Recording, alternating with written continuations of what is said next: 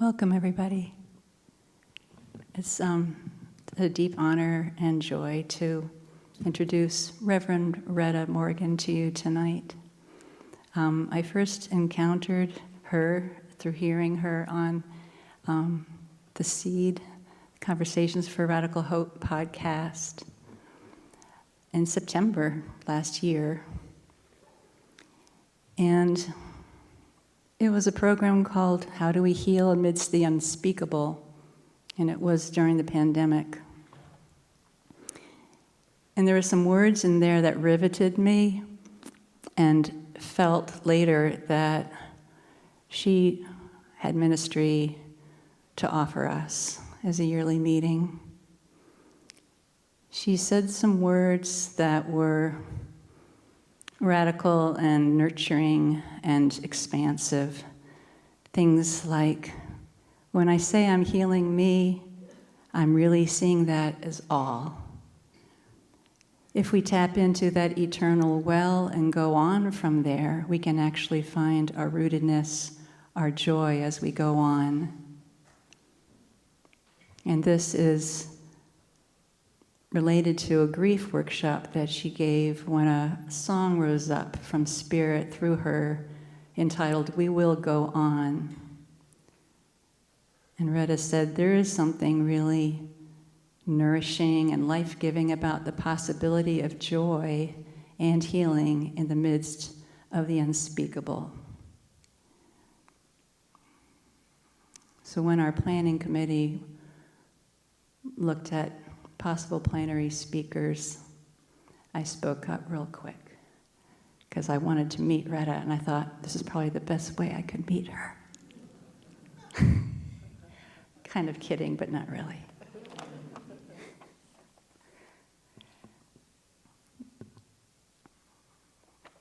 Reverend Rhetta Morgan is a singing healer, facilitator, and interfaith minister living and working in the Philadelphia area. Reverend Rhetta's work encompasses the intersections of spirituality, creativity, and activism, all rooted in an intention to contribute to bringing about a more just world. Among many rich offerings, a few highlights are leading the Ecclesia Fortify Circle, a group that supports activists to develop spiritual practices, and recently returning from South Africa, working as facilitator and healer with Atlantic Fellows for Racial Equity.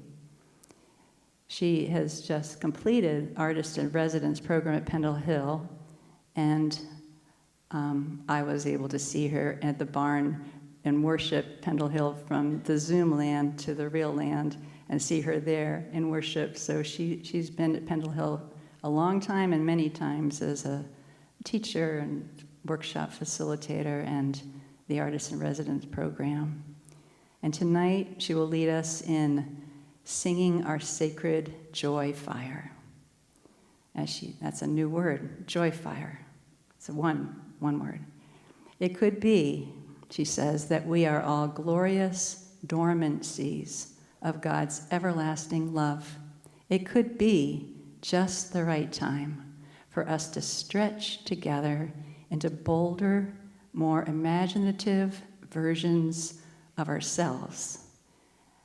My offering, she says, is a joy-filled testimony. It's about tapping into the eternal stream of joy that all of creation is built on.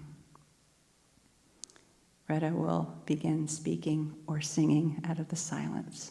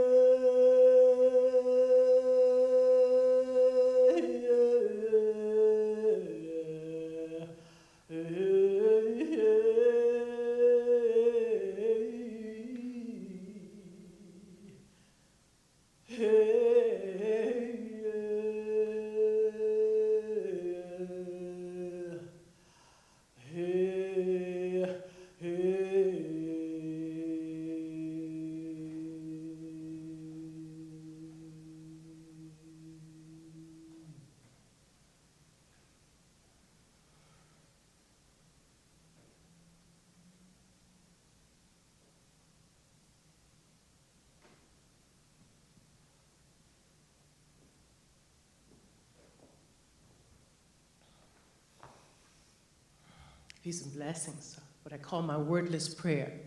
As an interfaith minister, when I'm often in gatherings of people who are very different spiritual orientations, different paths. And so once, it's very challenging to navigate what to say when everybody has their own spiritual path. But when I sing the prayer and there are no words, I can keep calling forth, keep offering myself. The reason I asked you to sit close is because my soul longs for you. My soul longs to be close. We don't have to agree. We don't have to be from similar backgrounds. But when we sit together in this beautiful silence, this tradition that y'all have been cultivating for a long time.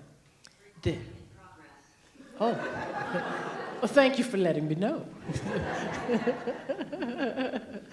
We sit together, and all of the things that we are get to mesh in a way that's not in our control, right? Very powerful, very powerful. I wonder if we can sit our way to complete liberation, you know? If we can silence ourselves together into wholeness that we dream about, and then we start talking and all manner of things happen. Now, we have to talk as well, you know? But God bless this tradition. God bless you. You are modeling something I think the whole planet needs and longs for, whether they can say or not. So I am very blessed to be Quaker adjacent. I'm very blessed. I begin often when I'm speaking and sing, if they let me, I begin with the invocation. Like sometimes I'm speaking and they really want me to do, like more lecture format. But the older I get to do what I want, right? So,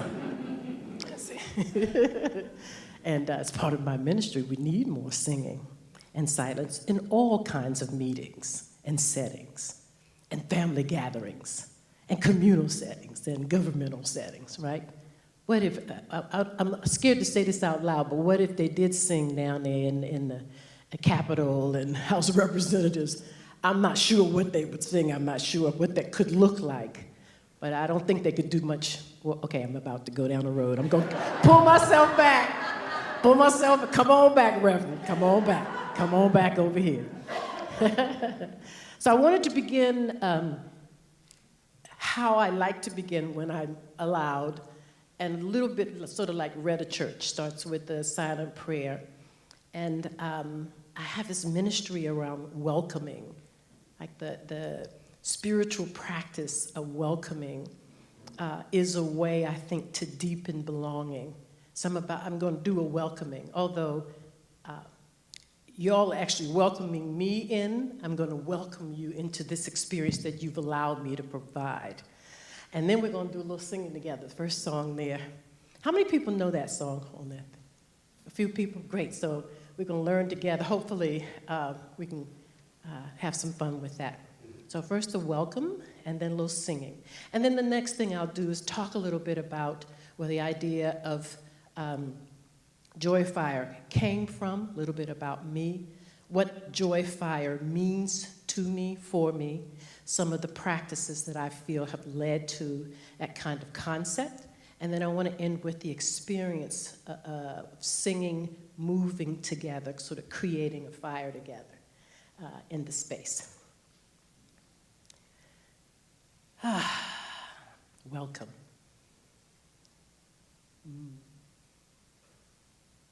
Welcome. Welcome from across the ages.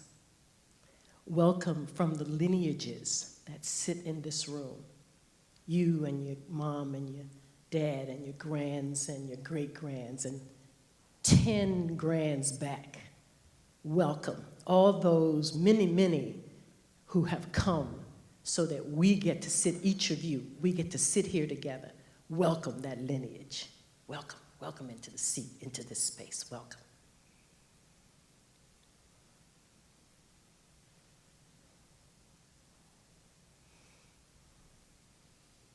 Welcome all you are and all you bring. And I mean all. Welcome the beautiful joy and hospitality that I am experiencing. Welcome the identity that we each cultivate so that we show up as best we can. Welcome. I want to welcome the work it takes to cultivate that face that we show. For some of us, it's a lot of work. Those of us who are less gregarious, extrovert, right? It takes work to show up and be in the room. Welcome, and thank you for that work you did to be here. I want to welcome you tired. I want to welcome you tired. For some of us, tired. I want to welcome. I want to welcome your disappointment. The things you wished might have gone differently than it did. Here, before you came, if you're sitting, if you have a sense of that anywhere in your body, I want to welcome you.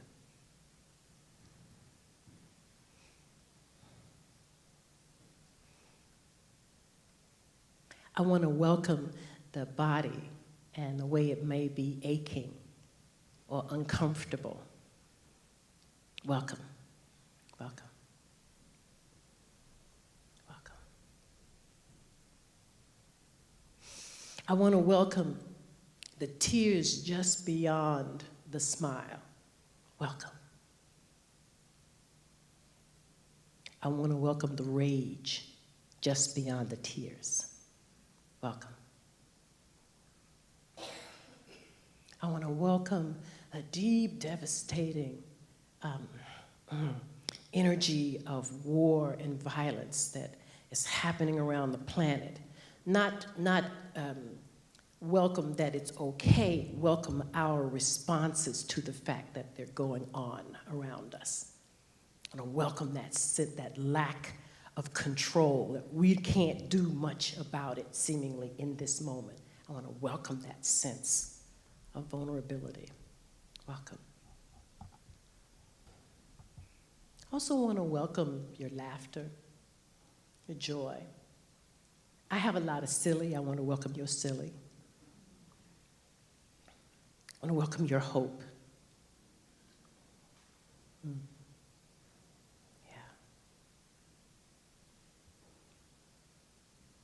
All means all. I want to welcome the parts that you show. I want to welcome the parts that you hide. And then go a little bit further to the doors that we all have that are locked, they're closed and locked.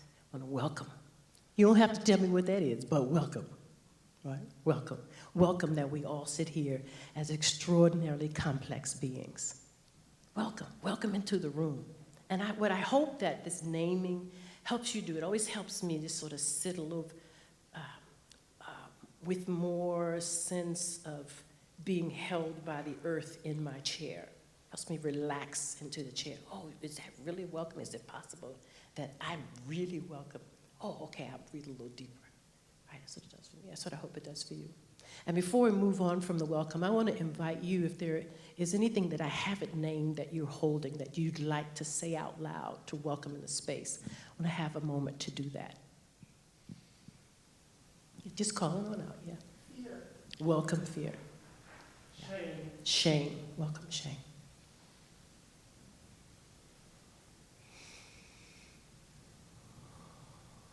Possibility. Possibility. Welcome. Welcome. Judgment. Judgment. Thank you. Welcome. Grief. Grace or grief? Grief. Grief. Grief and grace. Buoyancy. What a magnificent word. Welcome. Hope. Lightheartedness. Lightheartedness. Play. Play. Compassion. Compassion. Rapture. Rapture. Rupture. Rapture. Rapture. Rapture. Rapture. Not knowing. Not knowing. Not knowing. Not knowing. Welcome. Welcome. Welcome.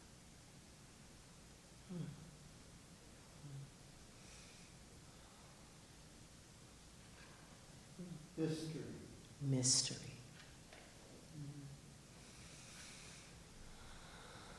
Audacious dream. Audacious dream. Perseverance. Perseverance. Welcome. Loyalty. Loyalty.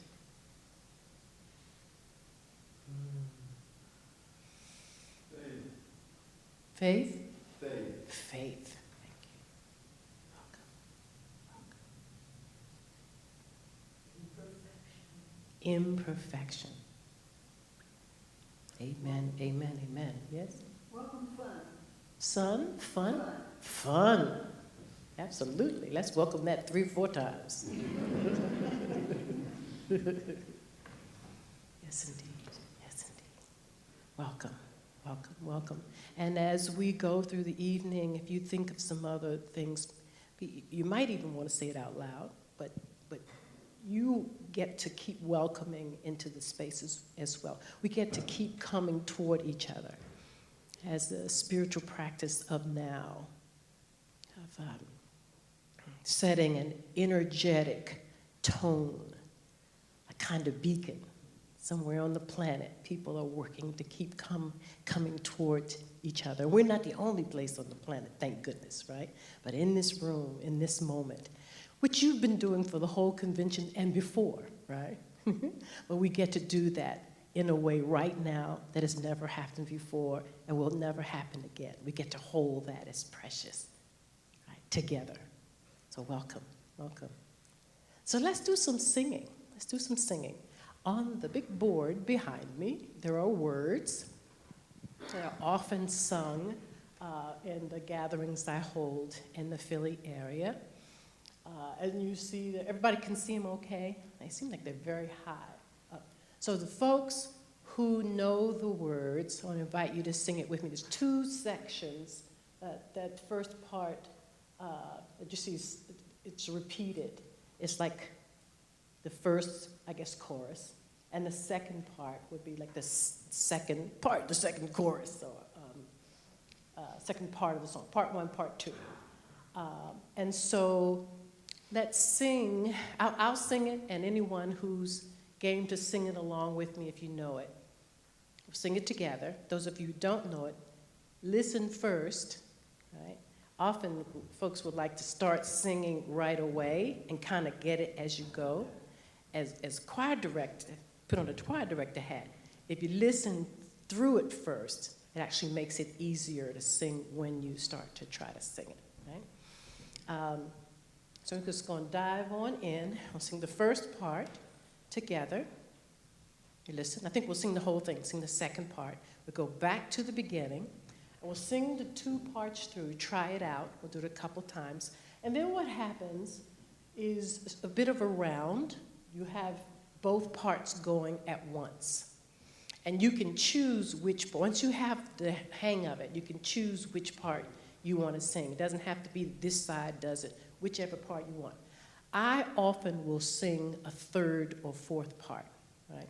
Which is part of the practice of when I'm doing workshops that includes lots of music, quite a bit of improv, right? So once I feel like the room, we have the parts, and you are invited as well. Anybody who's comfortable, you don't have to sing these exact parts. If you want to add in a bass part, if you want to add on the high part, experiment, explore, have fun, fun, fun. Okay, so we'll try it. And so listening first, we're going to just keep doing it for a while, and then hopefully just organically we'll just move into the 2 parts together, see what happens. I am opening up in sweet surrender to the luminous love light of the world. I am opening up in sweet surrender to the luminous love light of the world. I am opening. I am opening. I am opening.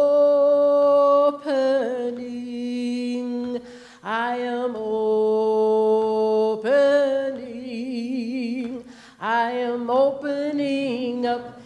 sweet surrender to the luminous love light of the world. I am opening up in sweet surrender to the luminous love light of the world. I am opening. I am opening. I am opening. I am opening.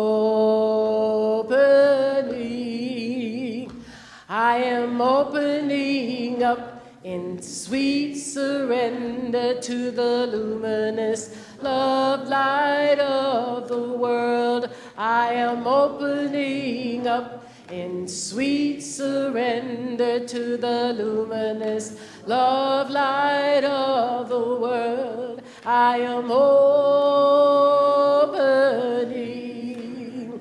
I am opening. I am opening. I am opening.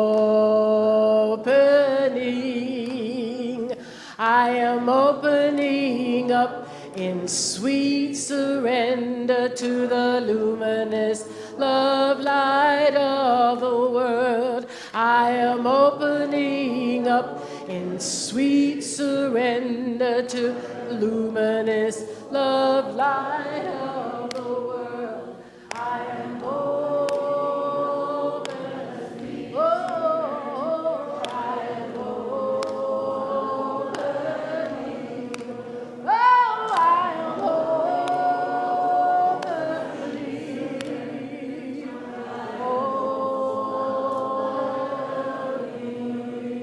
I am opening up in sweet surrender to the luminous love light of the world. I am opening up in sweet surrender to the luminous love light of the world. I am opening. I am opening. I am opening. I'm opening. I am opening up in sweet surrender to the luminous love light of the world. I am opening up in sweet surrender to the luminous love light of the world. I am opening. I am opening. I am opening. The opening. I am opening to the luminous love light of the world. I am opening up in sweet surrender to the luminous love light of the world.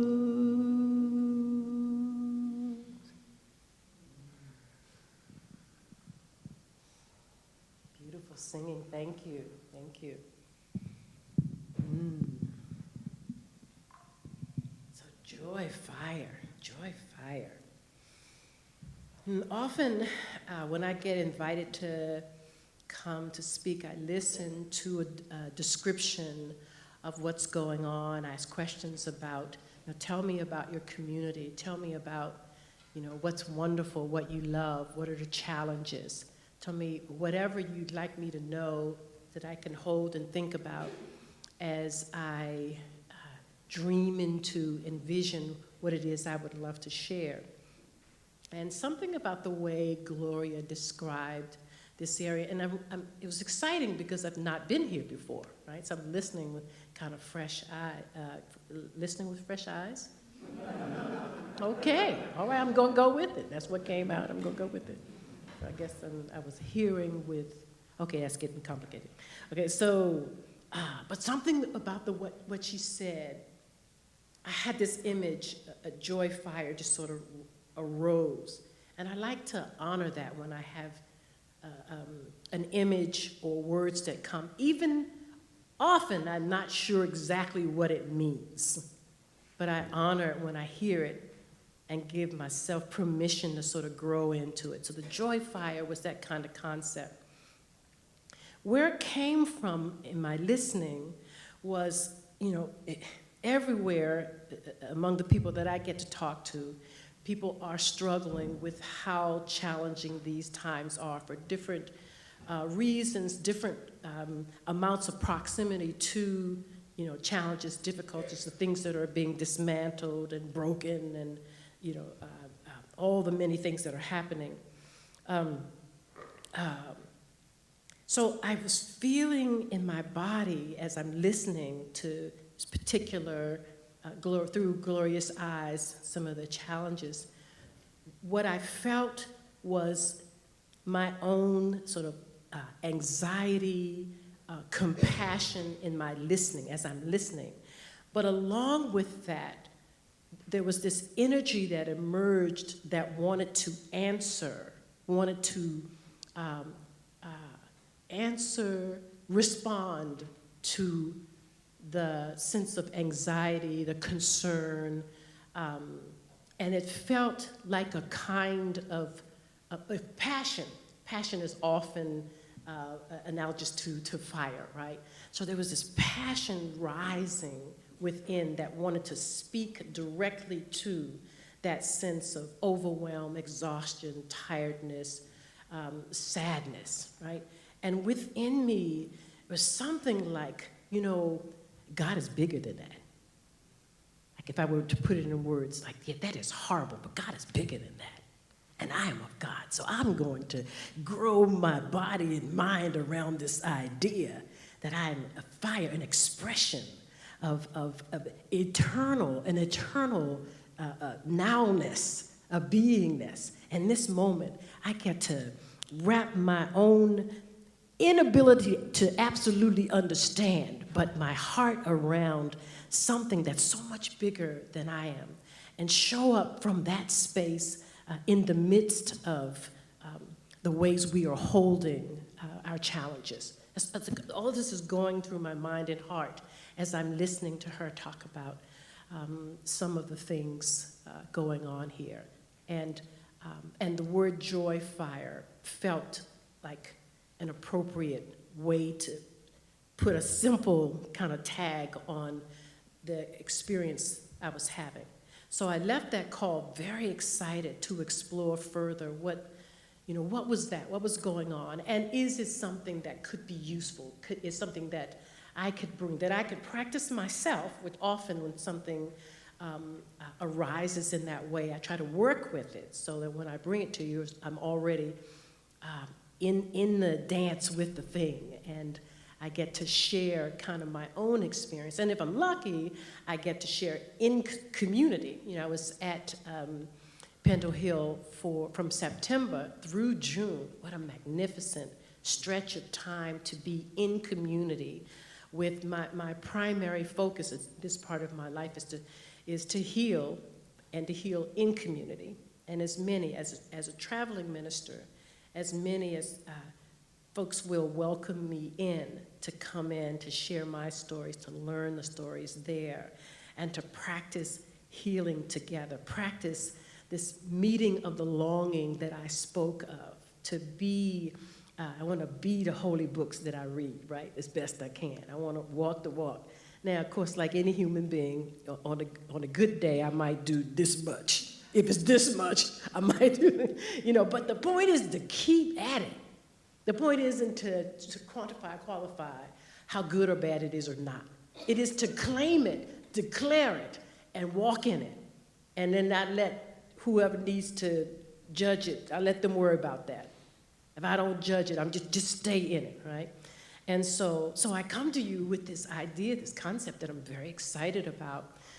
Because if it's true, what I'm hearing is that things will continue to get worse and worse. Like we're on the precipice of all kinds of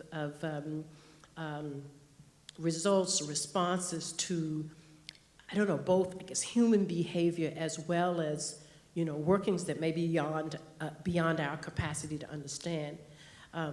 If it's true that things will continue to get harder, then how will we meet those things? Are the practices that we have now what we need? Is it that we continue to cultivate what we're already doing? Or will we be invited to stretch ourselves in ways that we might not be able to even tell now that we're capable of stretching into? If the world keeps, increasing in different kinds of crises, who will we be in the face of that?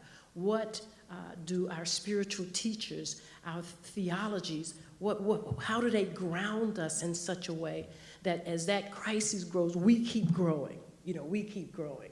We keep growing ourselves. We keep becoming, stretching, meeting the need, meeting the outcry with the inward blessing and the well of eternal beingness that is within us, always a breath away. Like, how will we tap into that well and drink from that well and respond and dance with the times as they unfold?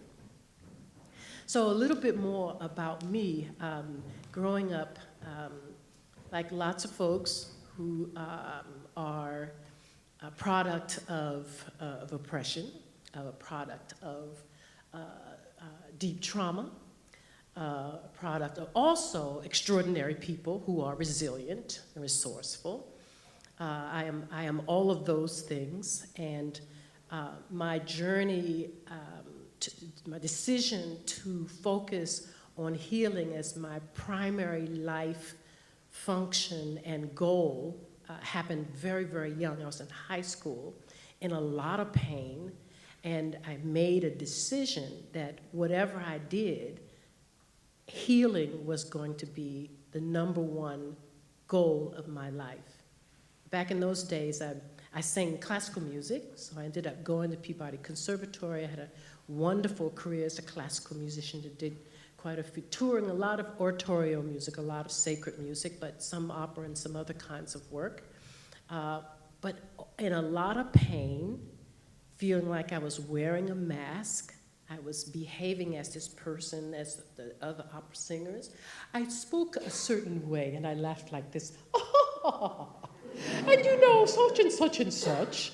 And this is how, if you're going to sing Wagner, you have to. I became this persona because that's what I thought the pain needed me to be in order to be accepted in the world.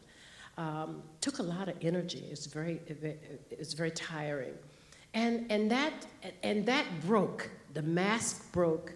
My voice broke, trying to be something that I was not. And I went through a depression for about 10 years, really hard time, because that opera singing, that was my primary identity. I didn't know who I was in the world if I wasn't that. And so during that time, I leaned on my spiritual background. I grew up Baptist, but I fell out with the Baptists very, very early on, but I never fell out with Christ, right? So I leaned on my relationship to Christ and did all the things people do when you're in crisis with healing. I did the AA, I did individual therapies, I did breath work. If you have a list, most of them I have done. And I felt like and they worked to a certain extent, right? I felt like with each modality, because I tried to throw my whole heart into it, I would be released from some of the layers of what I was imprisoned by. Very slow, very challenging. I had a husband and 2 children. God bless them. When somebody said hurt people. So I still live with the mistakes I made, that My family's still recovering, and I think we all have that in my family, because I come from a background, a lot of hurting happens to each other, right? And if we're not doing healing work, we don't really know how to stop. It's like cycles, right? And so I got to break some of those cycles by doing the kind of healing work that I did, but not before I hurt people pretty badly, right? So a lot of my own work is forgiving myself every day. I wake up, there, you sweet human being, you did the best you could. You did the best you're gonna keep on doing the best you can, and try to repair where you can and where you can't, to try to bless the situation as best you can. Not gonna hold on to it anymore. Holding on doesn't help me, them, anybody, as best I can. Now this is, my daughter likes to remind me, my daughter's 31, she reminds me, Mom, I can't hear that 66-year-old wisdom you're talking about. I just can't hear it, right? She reminds me, right? So this is, but when I was her age, I couldn't do that, right? I was swimming in the pain that I had caused and that I received, right?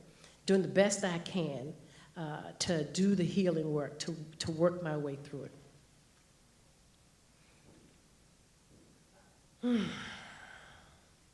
Yeah, but God is good. Let me tell y'all, God is good. I'm here right now with a great deal of joy. Even as I sit in the pain doesn't go away. And I tell that story, it hurts. It hurts less, it hurts differently because of the compassion that I've been cultivating. Hurts less, it hurts differently, but it still hurts. And the joy is still there. The joy, I can feel my joy. I know it's there. I know I'm beloved of God. A lot of work, 40 years worth of healing work, to sit here and say, I know I am beloved of God, even with all those mistakes I made, right? So the joy fire comes out of that. All of that I just told you, that's what the joy fire comes out of. The fire, and here's the piece that I didn't know when I was talking to Gloria, I think came as I worked with the concept. See, the joy fire is all of it. It's not the warm, fuzzy, happy. The fire is that pain that I'm talking about. The fire is the disappointment. The fire is the struggle. The fire is the rub. One of the thing I want to talk about next is some of the practices I do. And one of those practices, holding seemingly opposing truths close together. Like the tension, those tensions where things are true that you wish were not true or ought not be true, but they're true.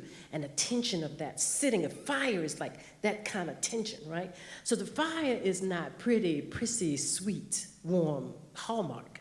The fire is dynamic, powerful. The joy fire is dynamic, powerful, grounded. It is both shadow and light. It is the dance. It is the prism. It is the truth, the truths, and how they intersect and interact with each other. That's the fire. So I'm not here to say we should all be kumbaya all the time. I think we should be exactly who we are, and then and stand more fully in the reality that there's an eternal well that we drink from, the breath that is breathing us, each into billions of people. You think about how miraculous that is. Billions of people, every one of them a different signature, a different sound of the voice, a different story. Good Lord Almighty, what on earth created us, right?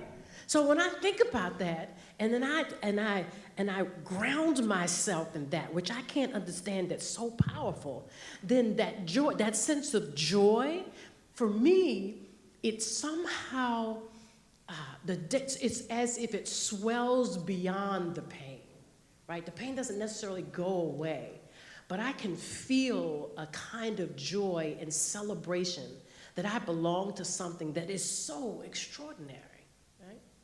So some of the practices that I do to cultivate this, my own sense of joy fire, I do a gratitude practice. Actually, I did this long before joy fire. I lived in a town called Doylestown, about an hour out from Pennsylvania. I can't remember. It was actually a small Quaker campus. And before I finish talking, I hope I think of what the name of that. No, it's it's a very small Quaker community. I think it begins with a P. I can't think of it right now.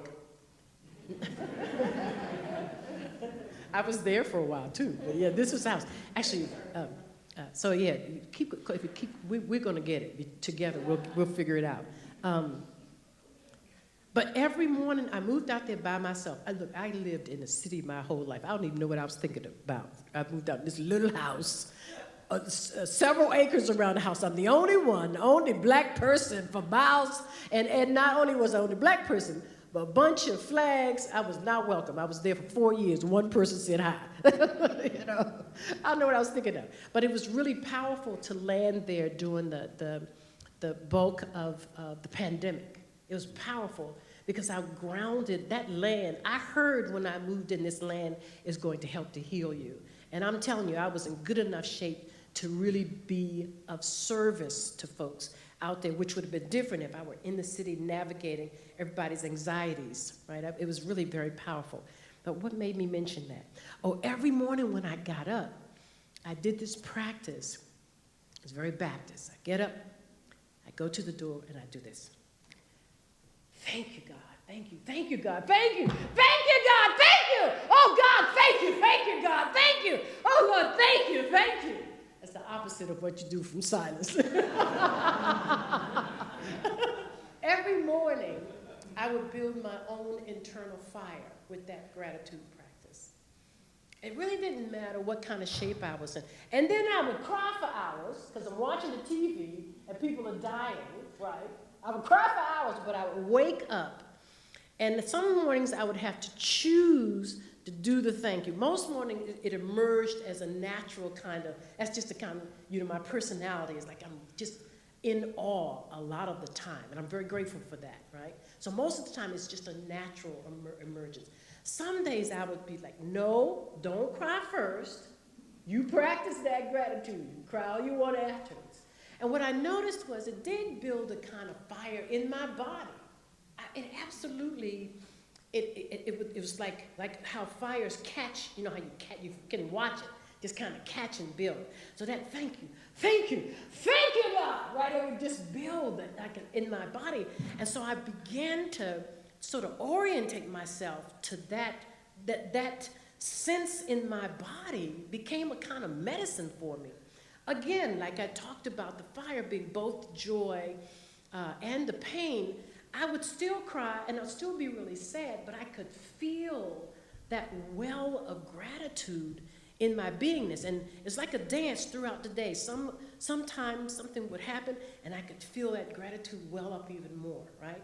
And then God bless me, I would turn on the TV and then of course immediately the tears because I'm watching that extraordinary event we all went through together. Wasn't that something? We went through a global event, which we haven't yet, I think, gotten to the point where we can acknowledge together and grieve. I guess we do individually, but boy, we need a global grieving month, not a day. We have permission in our own traditions, whatever that might mean to grieve. And that would be just the start, right? That would just be the start. So that's one practice, the gratitude practice. Deep compassion, which I've talked about a bit, but a lot for myself in the ways that I thought I was broken or the mistakes I made. A lot of work having compassion, a lot of compassion for my parents. Like many of us very angry at them for what happened to me, what they let happen. They did the best they could with what they had. They loved me, they did the best they could. A lot of compassion. And for me, that practice gets a little gnarly when I start to have compassion at people that I know are hurtling microaggressions at me or saying things or not including me or not hearing something that I say that is brilliant, because I'm quite brilliant. On a good day, I'm quite brilliant, right? I'm saying, and then then somebody else will say it and people will be able to hear it, those kinds of things. I was talking about that earlier, right? But the practice of feeling what I feel and still going toward compassion. We all down here doing this human thing the best we can. I don't think anybody's on purpose out to get me. Not one soul, do I believe, is on purpose. They set up, oh, I'm going to get Rhetta today. I don't think so. I think we're all doing the best we can with what we got, right? And when I come from that place and I continue, it's very hard. And don't think that I'm sitting here and I do it well. I do that out of 100, I can do that about 50% of the time. The other time I'm cussing in my mind, about something that was said. I often don't say it out loud, but a lot of cussing and going on in here when the stuff happens, right? But the practice is to try to keep coming back to the compassion. To keep coming back to the compassion. And when I can, just like I invited you to come close, I can keep coming towards you even when I know you're scared or you're saying some ugly stuff. I can see your heart. I can be with your heart. I believe that heart knows some things that sometimes the mouth doesn't know, right? So that's a practice. I hope to practice until the day I die. Deep, deep compassion, right? I talked a little bit about healing, holding seemingly opposing truths. It's a practice. In my spiritual community, the Fortified group, brilliant young people, 25 to 40, brilliant, right?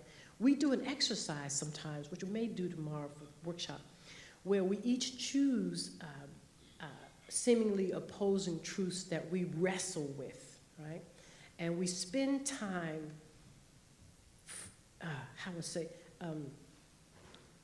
keeping our awareness as best we can on both of those truths. So it's very uncomfortable.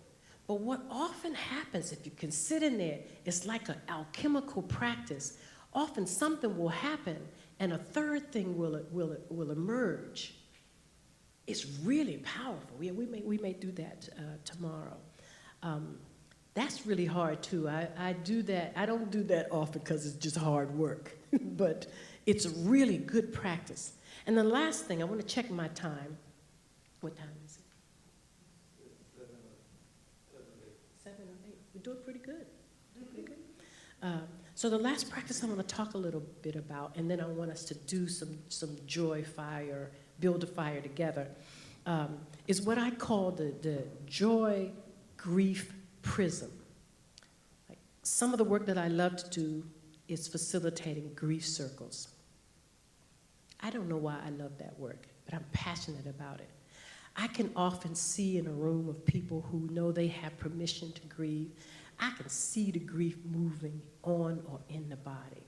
And it brings me a lot of joy when we start moving together, and I can see that joy. I can see both the joy as well, but I can see the grief moving, often moving through, not always. A thing that I think age has taught me is that if you love deeply, you're going to always be grieving. Like, I grew up thinking you grieved, somebody dies, you grieve, you get over, you go back to your life. No, if you love deeply, you're going to always be grieving.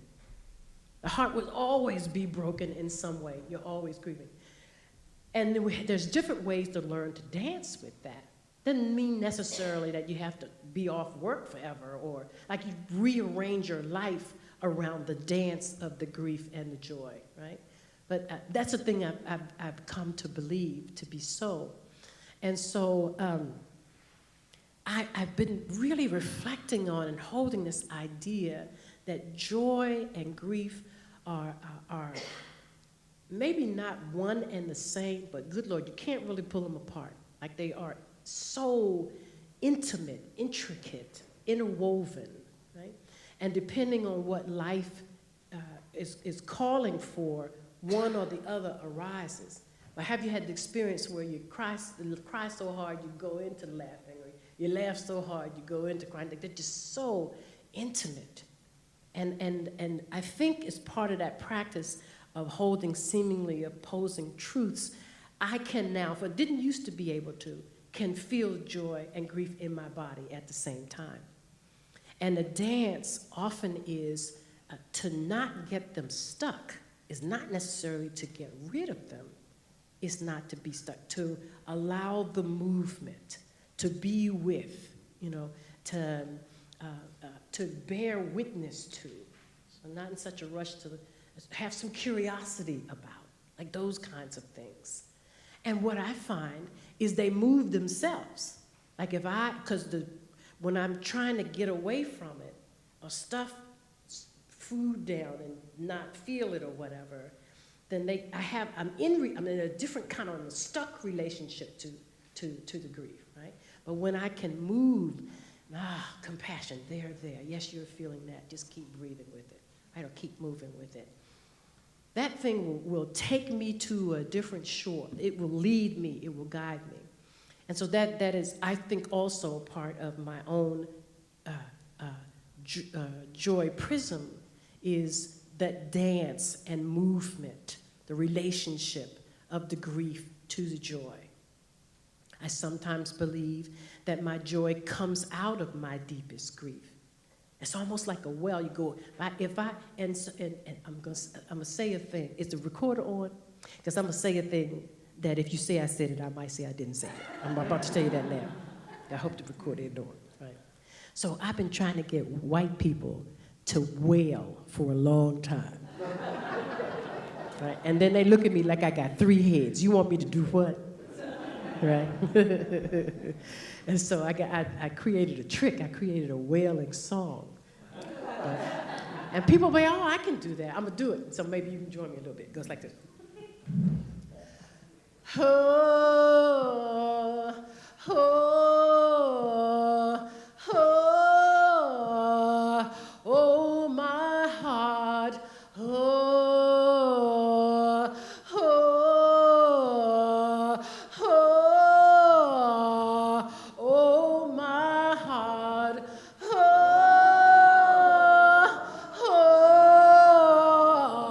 oh, oh, oh, my heart. Oh, oh, oh, oh, my heart. And when it gets really good to you, you can really get into it. Oh, oh, oh, oh, my heart. Oh, oh,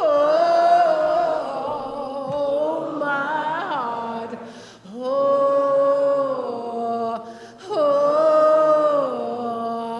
oh, oh, my heart. Right, so we can just do that as long as we need to, and then people will slip up and actually wail. I say, aha, I got you, didn't I? I got you. And then hopefully on the other side of that, you feel lighter. You can actually move some of the, because we hold energy in, get to move that energy along, can be very powerful. Yeah, but some good old-fashioned ugly cry, boogers and snot going everywhere, crying, is really good for you. It's really good for you. It is, pardon me. But it's really good for you, right? So I love doing that kind of work. Okay, so let's do a little bit of joy, grief, prism, joy fire work. And then I know sometimes you have time for questions, or if people have observations they want to share, I think we'll have time for that.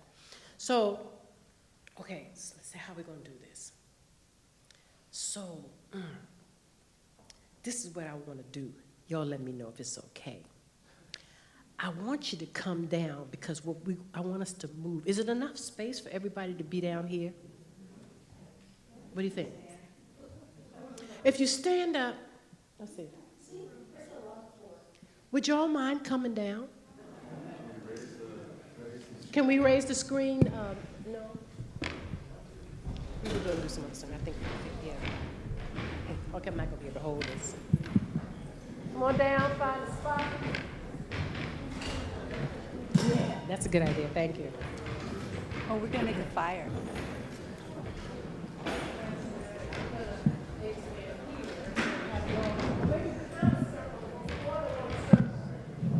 Circle-esque. It'll be more than a single circle.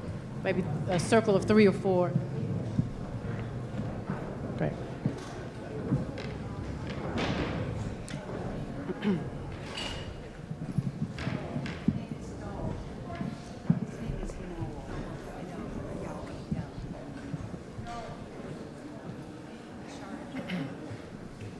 Where the charger is? There's a charger. Oh, goody, goody, goody. Okay, goody, goody. You're all right. Oh, okay, so, all right, so in order to create this fire I'm talking about, we have to move our bodies a little bit. And so often I will start with a rhythm. But before we even get to that, so we just did that grieving song. And thank you for participating. And don't tell anybody I said that I've been trying to get white people to well, don't tell that part. But so first of all, I want to invite all of us to take a deep breath, right? Sometimes you do that, the wailing song, things will come up. It's meant for that, to allow space for something to come up. And so what I want to invite us to do, if there is a specific thing that came up for you, just kind of take a moment to sit in that. Sit in the space of having how does your body feel after having done a little bit of that wailing song, right? And so in order to build this joy fire, I want to recognize that all that we are in this room right now is invited, is welcome, and accepted. I'm about to give you the invitation to bring to your mind and heart something that is warm, something that you're grateful for, something that has happened that could bring a smile to your face.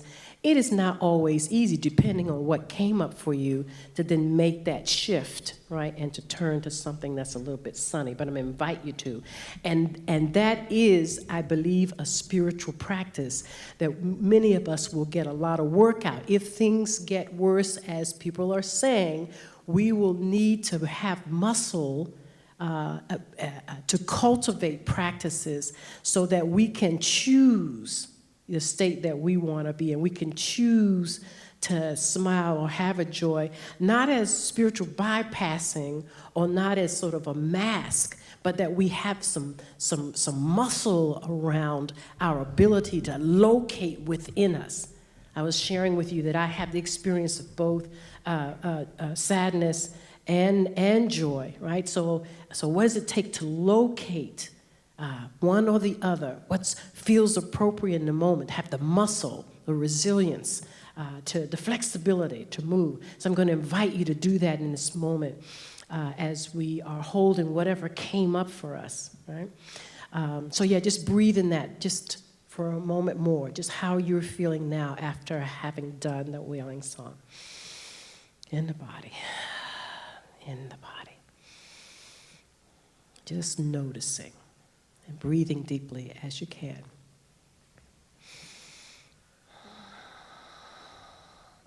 So I'm going to invite you to bless what is so, what you're feeling, to bless your body if a particular person or situation came up. See if you can't bless what's there, right?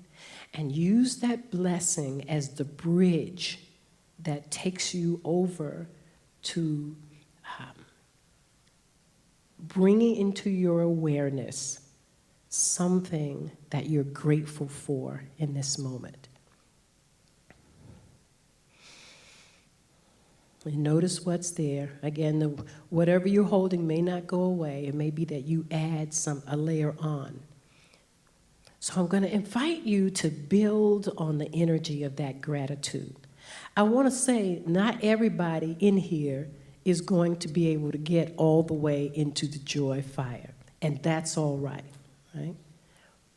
Wherever you are right now, whatever you're holding, whatever you're feeling, welcome, welcome, right? So the invitation is to go toward joy. Some of us will, some of us won't. everybody is still in the joy fire and welcome. On a different day, those of us who go to joy today might not be able to get there another day, right? Right? And the joy in our wholeness, the joy can contain us all, right? So just follow this invitation and see what happens. So what we're going to do, I'm going to, and it's generally spontaneous. It's kind of whatever's happening in the room. I'm going to do a motion, a movement. I invite you to join me in the movement. And then we're going to just do some call and response sound to sort of build our sound fire. When we're done, maybe we will go back into the silence from here and then see what happens next if we have time for comments or whatever, right? So we'll do this and then we'll have some silence after we're done. Okay, so the motion. Okay.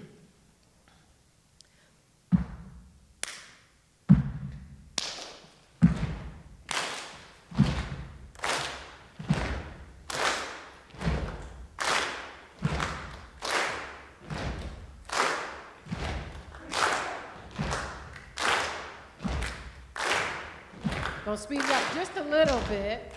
Once you get it, boom. Good. Good. Now I'm gonna start making some sound. I invite you to join me. And is it on? I'm not hearing myself. Can you hear me? You hear me okay?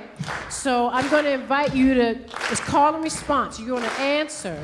But I also want you, there's a lot of things going on at once. Some of you may stop doing that to do the sound, so do what's comfortable. You do what's comfortable for you, right? And so folks who are comfortable with the rhythm, you keep going, you choose, right? And so making the sound, just pay attention to your awareness as you're building your gratitude fire, our joy fire. You ready? You ready? You're gonna answer me back. Hey, hey, hey. Hey.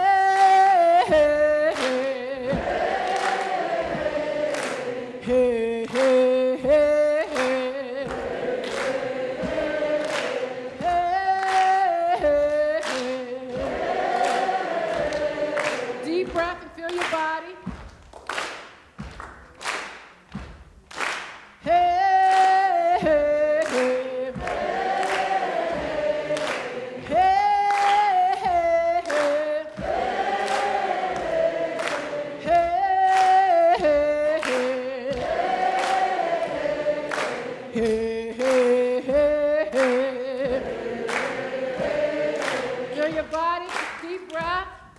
See if you can feel the gratitude moving. It's up to you. You get to build and extend and stretch that sense of gratitude. You might even want to bring another sense of something that brings you joy into your mind and heart. See if you can grab hold of something that really brings you joy and excites you. And we'll pick that beat up a little bit. Hey, hey, hey. Hey, hey, hey, hey. Hey, hey, hey. Hey, hey, hey. Feel your joy in the movement. Move around. Move your arms. If you keep the beat, you want, or you can just let it go. Hey, hey, hey, hey. Hey, hey, hey. Hey, hey, hey. Hey, hey,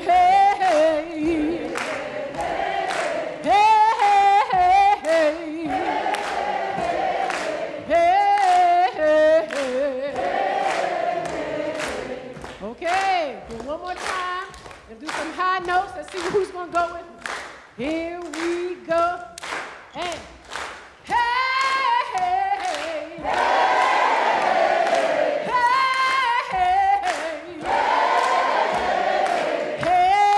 hey, hey. Hey, hey, hey. It's pretty good. Hey, hey, hey, hey. A little bit faster. Build up.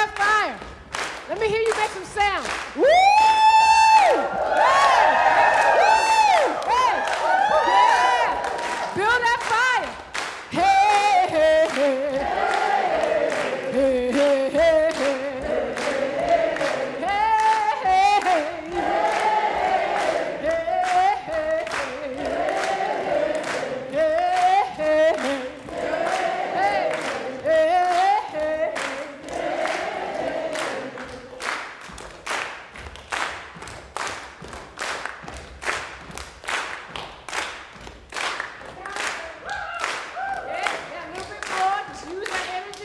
get ready to stop. I'm going to count to 4 and see if we can stop right on the 4. 1, 2, 3, 4.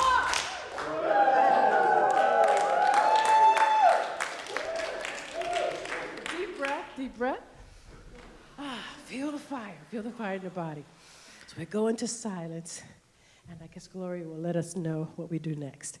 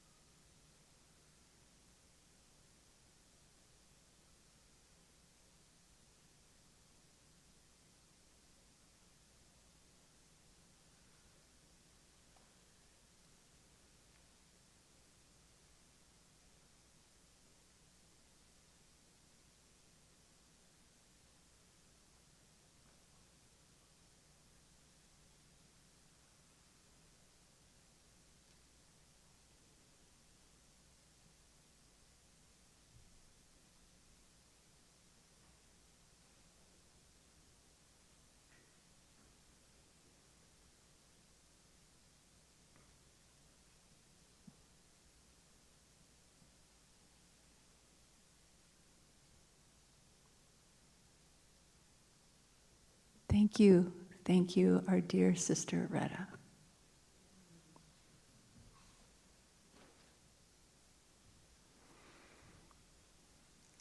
If friends need to sit down, then why don't you find your places if you need to, or stay, and if there's any sharing that you feel rising, then please feel free to raise your hand and we'll give you a mic.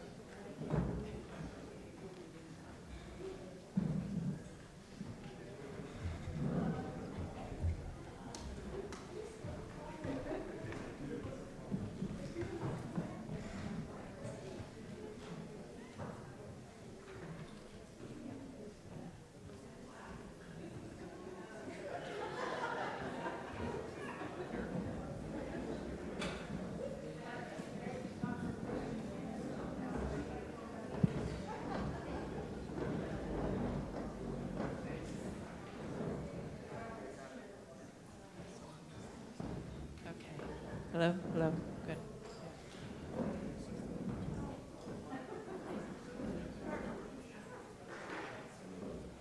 Yes. Yeah, I've just got them. I just have them. Hello?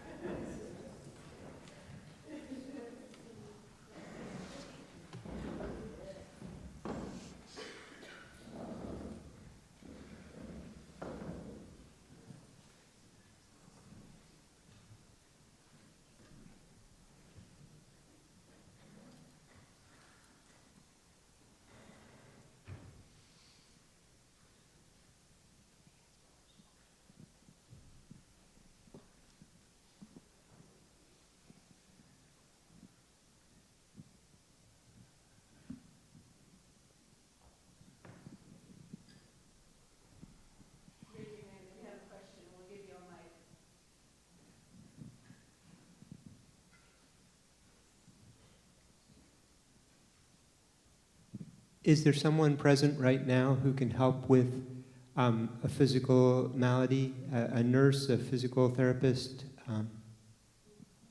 And if so, please come up to the front.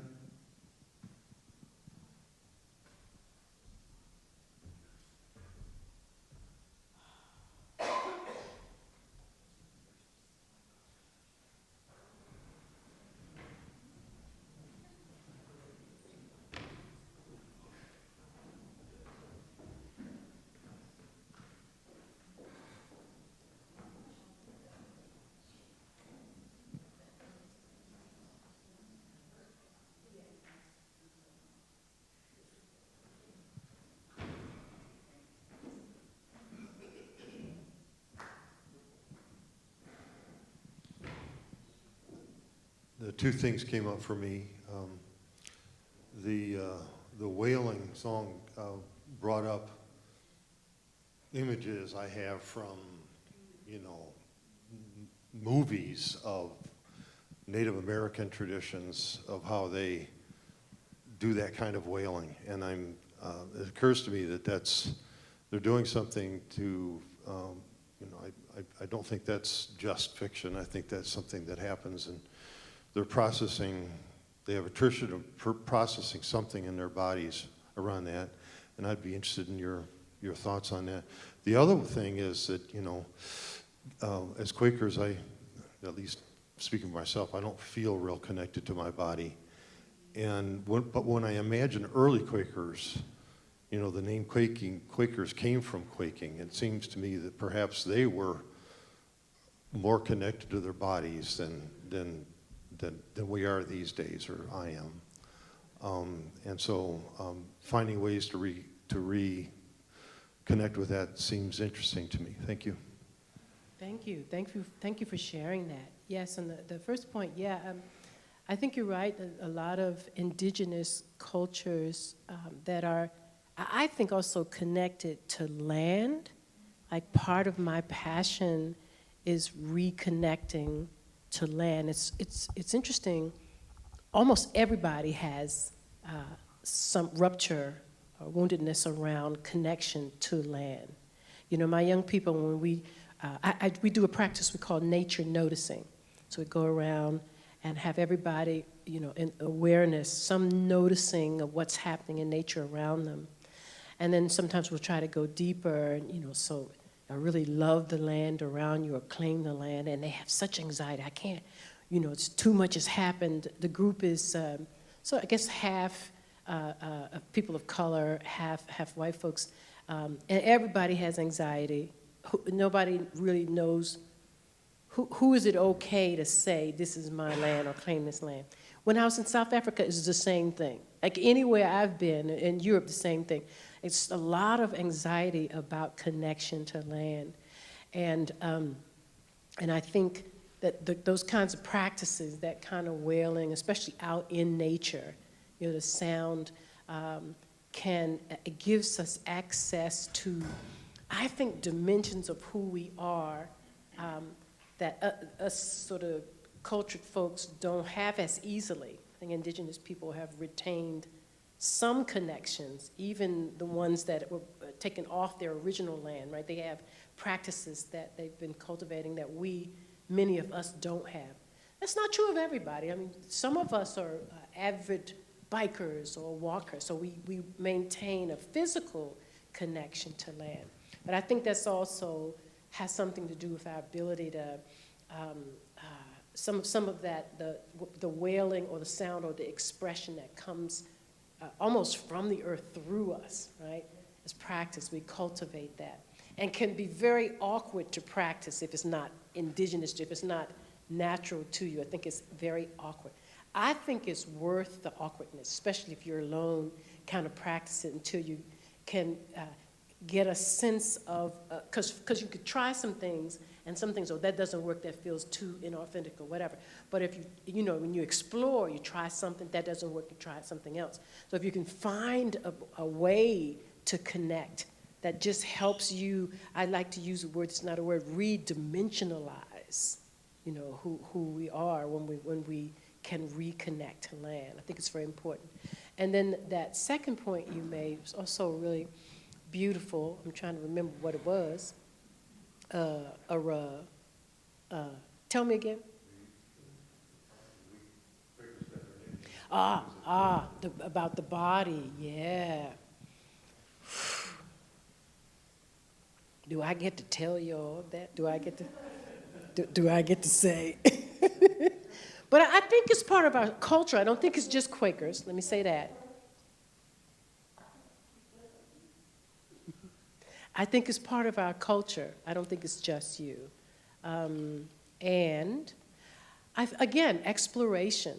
Like one of the things I think I want to do tomorrow, which I'm really enjoying, is creating playlists of songs for different kinds of things, right? So if we're baby boomers in the room, we have probably music we love from what, the 70s, 80s in there.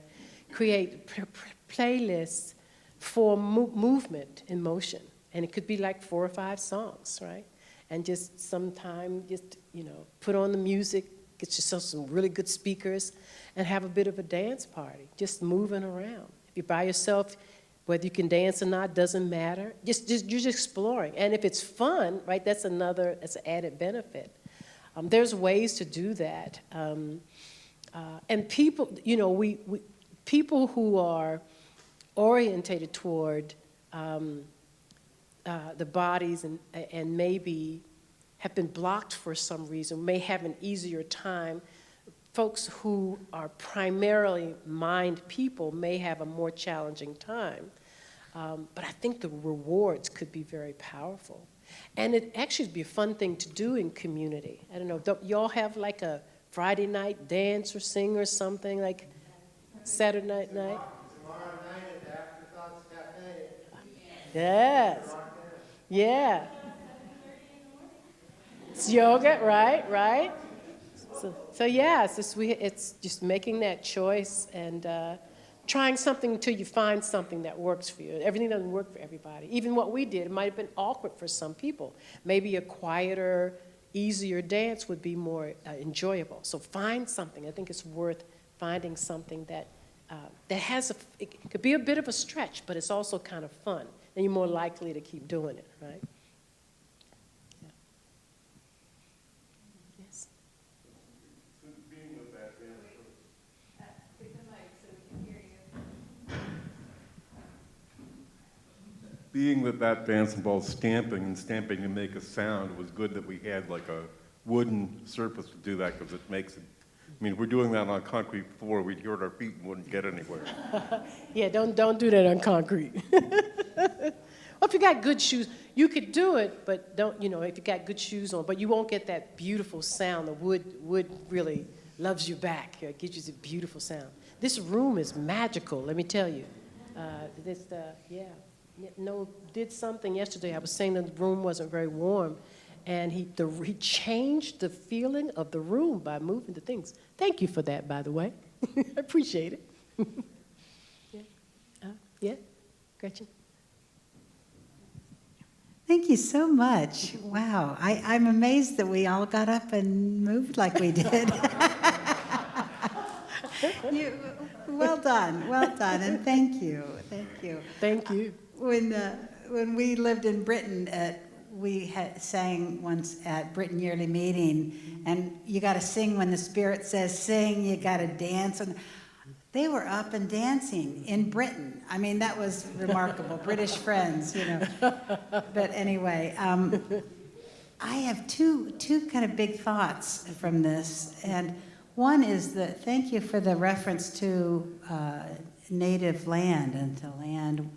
And having just moved back here to Indiana from city life, the cornfields are just, I could cry talking about it. It's just so powerful to be around cornfields and corn. And I grew up in Iowa, so I did a lot of detasseling corn and stuff. But the other thing I'm thinking is music. You said make a playlist. And I don't know about, probably for many of us, songs just kind of come into my head, into our heads. And usually there's a message in that song, whatever it is. And I'm going to start writing those down and Good. paying attention to that. So Yeah. thank you. Yes, thank you for that. Yeah, I want to suggest playlists for different purposes. I said out loud at a retreat I was facilitating last week, have a playlist just in case Trump wins. That doggone near threw me out the room, let me just say. But right, I mean, but just in case, like what do you want to be listening to, right? Well, we may have to write some songs for that, right? Oh, the wailing song. Have the wailing song be first on the list, right? But other things, songs for grieving, songs for joy, songs for the kind of deep reflection that you want to do. I mean, you know, like so each person can think about, oh, if I were to have, you know, a range of playlists that I could just put on. First of all, I have to get my 30-year-old to show me how to do that, you know, how to do the playlist. But yeah. Mm-hmm. So yeah, there's a question? Yeah, so I was being a little, I wasn't actually being that silly. I was being silly in the way that I said yoga, but I think that it's really a great thing, and I think that the fact that the yearly meeting is having yoga in the mornings is really an awesome invitation to those of us who have been gathering the last couple OVYM sessions. I think are really building a bit of a practice together, and I think we are doing it in a spiritually rooted way, so I would love to encourage. I don't think yoga is necessarily for everybody, and I definitely don't think 7:30 in the morning is for everybody, but whether you join us or any sort of thing, I just want to put it out there that it's not just about movement, it's about healing. And I just want to say, I guess, for me, sometimes experiences like this are really interesting, where I'm often in predominantly white space, and there's a lot of anti-racist type stuff going on in communities in the world, and I find it so rewarding when I get to be in a predominantly white space and still get to hear, because for me, I know this is just a different experience for me from other people in this room. So for me, this is connecting to somebody who is Quaker adjacent, who we've had some rich conversations between us about some of our shared other experiences that go beyond Quakerism but are spiritual, and I just want to give thanks for the fact that Rhetta is here from a different perspective. For most people, this is, you know, maybe kind of getting out of their comfort zone. For me, it's being able to express myself within my comfort zone. Thank you for sharing that. Thank you for being here. Thank you. I just want to say how, first off, how much I loved your voice. And when you were talking, so I found myself just losing myself in kind of the musicality of your voice sometimes. And that's a way of saying, I'm sorry if the question I'm about to ask, you've already answered. Because but I was wondering, have you done these exercises with groups, intermingled groups that have wounded relationships? And how has that worked out? How's the Wounded relationship between the groups, or between, we have so much polarization in society. Have you had groups of Quakers together with, I don't know, MAGA? That might be a bit extreme, I don't know. But have you done it with groups, you know, that have wounded relationships between each other, and how's that worked out, or have you thought about that? Or I found it just so healing and community building that. I'm sure I have. I don't know how how people say, well, think of a song, and I know 100 songs, but I can't think of one in that moment. So I know I have, but what does come to mind right away is some of the work I do is like power dynamic, like a kind of DEI work using song and sound and ritual, right? So what may not be two different groups, I'll go into an organization, and can you imagine an organization that hires a minister to come in to do work. So they're really wanting to try out something different, right? And so I'm grateful when I have those opportunities, so that often the power dynamics has to do generational. You know, folks, say the 20s and 30s and the folks in charge. Sometimes cross race, often it's older white men, but sometimes it can be people of color who are older and younger people. So I have done this kind of work in that setting. It can be very powerful, very healing. Just as I spoke in the beginning, we can sit together in silence, practice, your practice, and things can happen in the silence. As you know, often folks will evaluate differently or reevaluate. Doesn't fix everything, but I find a kind of spaciousness can happen if people are willing to sit together in the discomfort and just let that silence work on them, or let the song work on them or in them. I recently started to use more sound. Like, we had several other songs, but there's something really powerful to get people to use the sound to place their emotions or to, that's the language I use, experience of having your emotions sort of ride on the sound. I find it can be very cathartic for folks. And sometimes things, wisdom can arise or that kind of thing. So yes, I love this work and want to explore the possibilities of doing that within different groups in that kind of those settings. I think of music as ancient technology, right? This is not new, ancient technology. Yeah. Yes.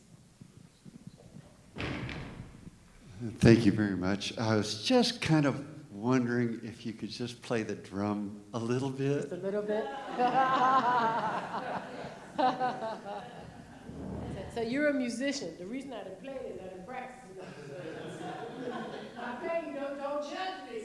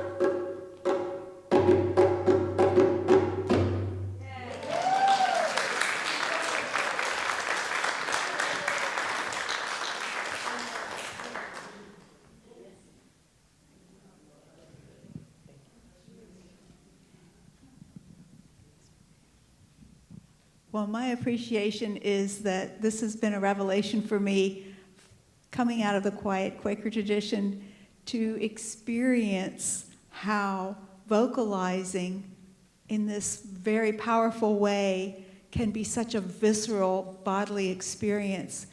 And my experience here today is that I'm in some pretty extreme hip pain, and every time we sang together or vocalized together, my pain disappeared. It was gone. It was like you said, that the vocalizing carries your emotions and your feelings in a very, very powerful and different way.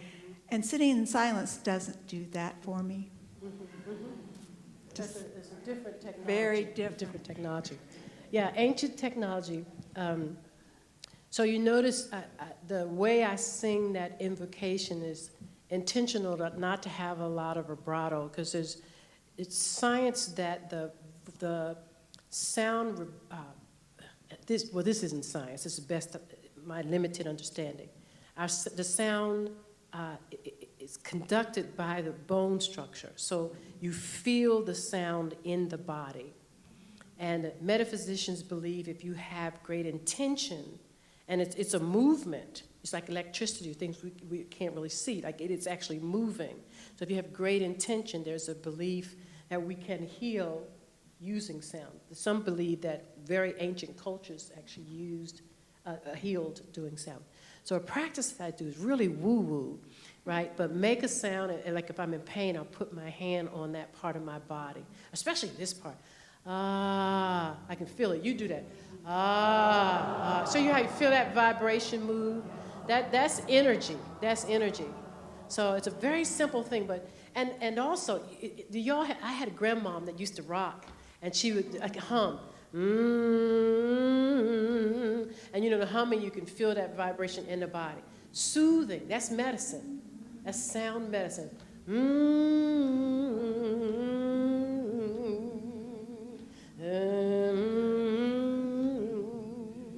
Right, so that the sound is actually reverberating in the body. It's a kind of soothing, yeah. So it's very powerful.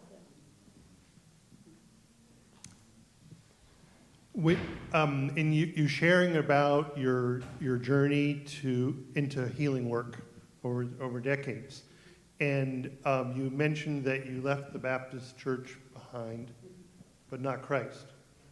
And I'm wondering if you can share about how you have integrated Christ into your healing work. Thank you for that question.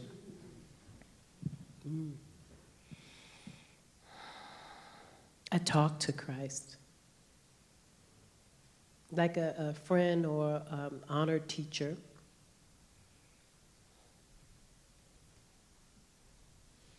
I invite Christ, ancestors, like before I do something like this, and I close my eyes, I can kind of see them with me. I can see the energy, what I imagine is the kind of Christ energy.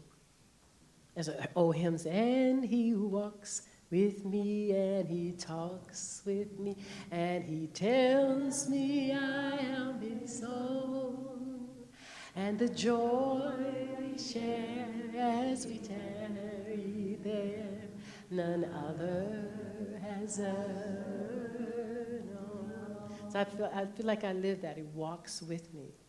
So I don't worry my fundamentalist Christian friends, which I'm kind of proud that I actually still have some, but they all think I'm going to hell. And so, but I don't worry because he's walking with me. I don't worry. So they're going to be mad when I get there. He could say, hey, what's up, girlfriend? They're going to be mad.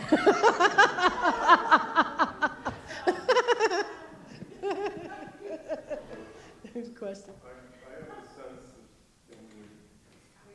I have a sense that if some of the people say about, the way you have to be with God and follow their particular idea of rules in order to not go to hell, I mean, if that's really the way the world is, it's all hell. and the best place to be within that hell is a place that really admits that it's hell. Yeah, but don't say that out loud. Pretending otherwise. Because I made the mistake. I was joking with my kids, and they were concerned. Oh, Mom, you're going to go to hell. I said, but that's where the best parties are. And they have never forgiven me for that. So don't say that out loud. I was just having fun, but they were very disturbed. So don't say that.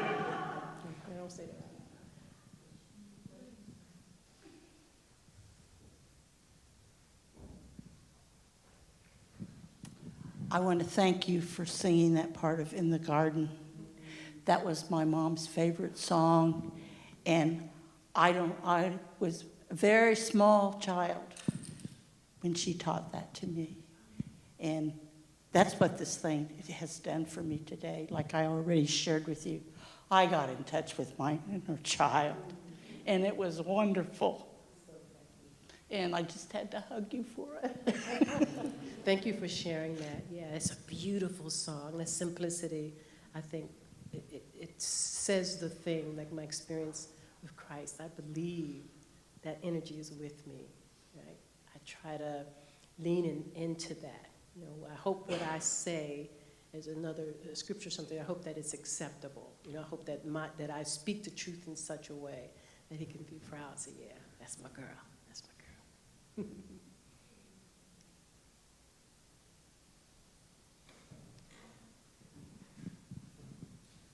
So you're from Philadelphia. Do you remember a talk show host named Irv Homer? I do kind of remember. Yeah, he used to refer to people as sheeple. So I would like to make a suggestion that when you had finished down here, you know, we were all singing and dancing. You were answered with the typical Quaker. So I would like to suggest that when we're done here, that we give you some noise back.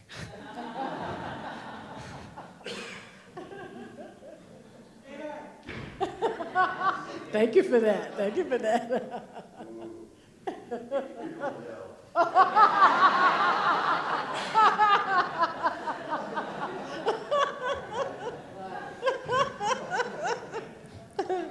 It's like a dance or a marriage for me. Like the silence is so important and so rich. And sometimes the silence is loud. You have that experience? That's rich and textured, you know? So yeah, and sometimes music can be super, super quiet. It can kind of almost touch the silence, right? I love the dance of them.